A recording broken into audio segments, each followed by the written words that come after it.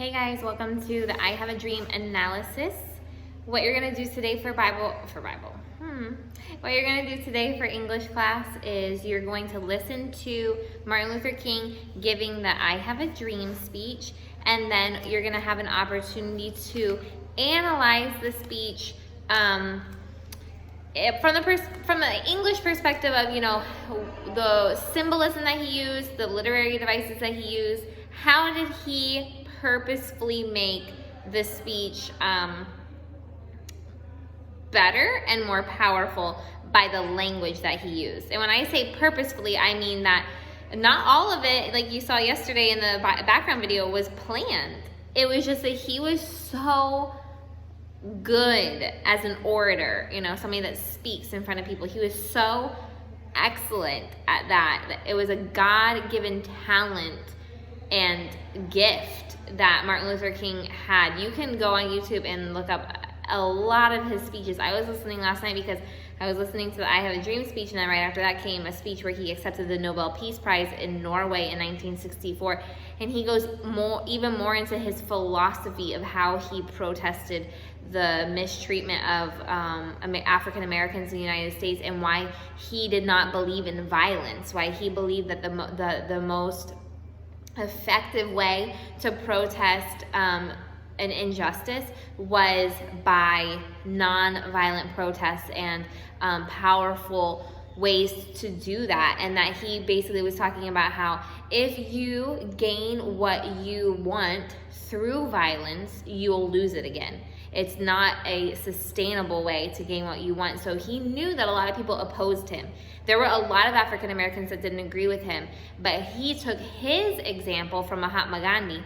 So there is always different philosophies. And what does Peter say about the philosophy of us as Christians? Always be ready to give a defense. And Martin Luther King was ready to give a defense. He was a pastor, and he was such a man of character, you guys. I hope you enjoyed today where you listen to his video, his speech. It's 16 minutes long. What I did was send you a script of the video right here so that you could read along with the video if it helps you. Okay, so this is not a requirement. I found it very easy to listen to and understand, but I would start out with it in your hand and be reading along or watching him. If you get kind of lost and need subtitles or whatever, actually there are subtitles on the thing, so it's really up to you what you want to do with that, but this is just for your help. Okay, but then what you're going to be doing is you're going to be doing this page right here. Okay, so this needs to be very thorough.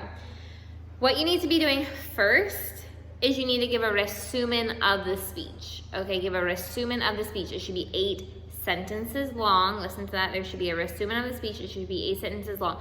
What was the purpose of him giving the speech? What did he say in his speech, right? You can use information from the background video yesterday. But then you're going to be analyzing literally, with literary elements, this speech. Okay, so what I would do is I would take out this sheet of paper and let's go through it.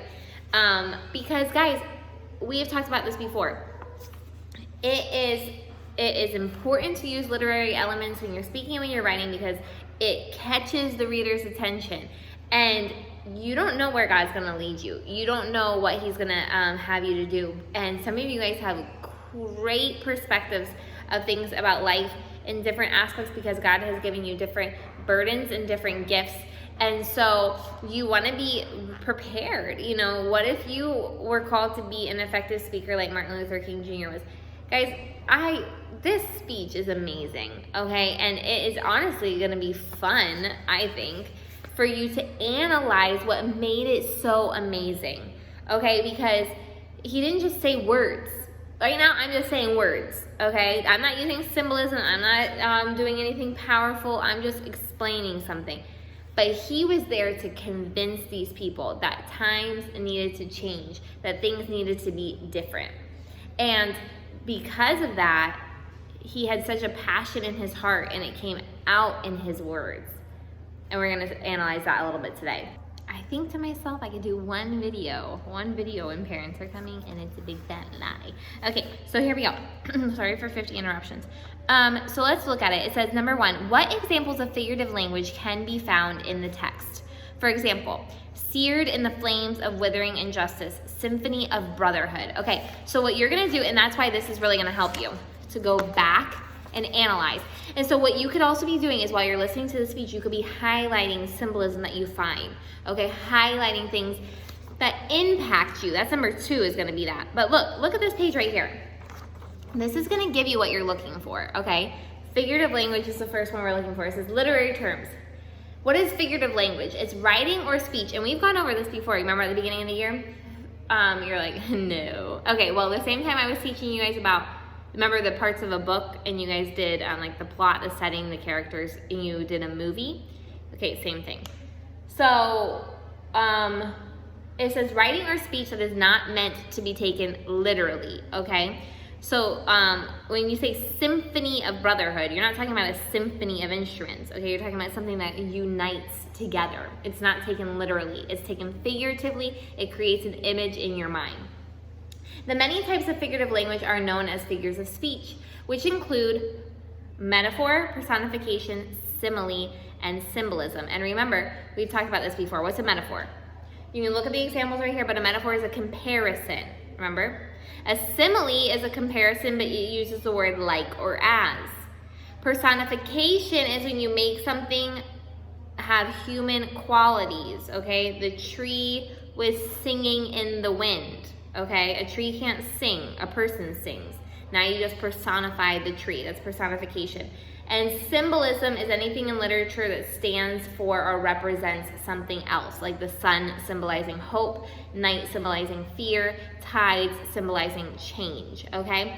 So you're gonna be looking for those things, and you need to tell me, I can't tell you how many examples you're looking for. You need to give a good amount of examples. A good amount of examples. Do not be ridiculous and only take information from this page, okay? I will be very quick to see whether or not that you did a good job. You should have half of a page for of information for number 1, number 3, and number 4. All should require half a page response for each one of those. Number 2, no. Number 2 could be 2 sentences long, okay? Number 2 just says, how do these uses enhance the overall impact of the speech? So now you've gone through and found the figurative language. How did that impact the speech? How did it make it better, okay? And then number 3, what oratorical devices does King use to add vitality and force to his speech? Vitality is life and power, okay? For example, the uses of refrains such as I have a dream, let freedom ring, and we can never be satisfied. Refrains are when you repeat things. We're gonna go over that because it says it right here, okay? But that page will help you a lot. Let's see where I was. Multiple shifts in sentence lengths, dramatic shifts in tone, such as from enraged to cautionary to hopeful. Enjoy the speech, man, it's good. Use of questions as well as exclamations, such as when will you be satisfied? And I have a dream today. Okay, half a page of information on that. The oratorical devices you're looking for are a refrain, which is a regularly repeated group of lines. So I have a dream, I have a dream, I have a dream. That's what sticks in people's heads. Dramatic pause, he did that a lot. He does a very good job with that. An intentional pause when he stops in delivery in order to build suspense or magnify the importance of a point. Give people time to get excited about it. Give people time to yell and clap about it. And hyperbole. You guys remember hyperbole? Hyper means over. It's an exaggeration used for emphasis or dramatic effect. We will not breathe again until the injustice has stopped, okay? Obviously, they are gonna breathe again, but it gives dramatic effect. Okay, and then look at number 4. In what specific ways does King call forth his experience as a preacher to lend persuasive power to the speech? Okay, so how does him being a preacher affect how good and powerful the speech was? For example, he uses several images that call to mind both the struggles of Black Americans as well as the Old Testament Hebrews under the oppression of slavery, the manacles of segregation, the chains of discrimination. The final line of the speech invokes the old Negro spiritual and is steeped in biblical influence. Free at last, thank God Almighty, we are free at last. So why does all the biblical symbolism and the references to Negro spirituals, those would be songs that only they sing, just like you guys have Honduran songs that only Hondurans sing, and it means a lot to you when you hear it, if you know them. We just had that discussion with a few of you guys. I know that this generation doesn't know them as much, but Martin Luther King would be speaking to people that grew up with those songs. And it meant a lot to them when he talked about that kind of stuff. And it meant a lot to them when he brought out the Bible. Man, listen to how much he talks about how much character this guy has. It's amazing, okay? So how does him being a preacher affect the effectiveness and power of this speech, okay? That's your stuff for today. Please enjoy it, you guys. This is one piece of history that you don't want to disrespect are learning about, and learning a lot from Martin Luther King Jr. Okay, bye, enjoy.